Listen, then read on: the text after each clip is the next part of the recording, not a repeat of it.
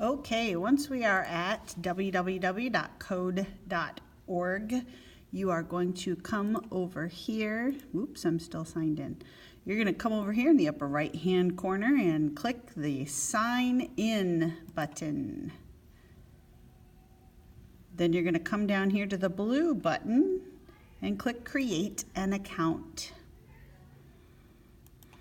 The account type is student.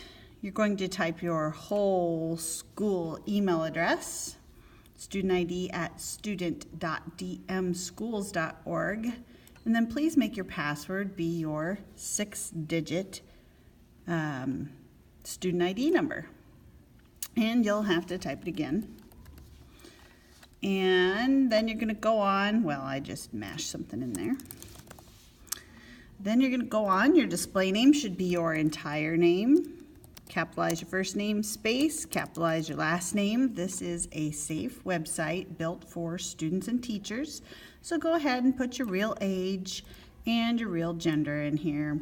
And then you're going to click the Sign Up button.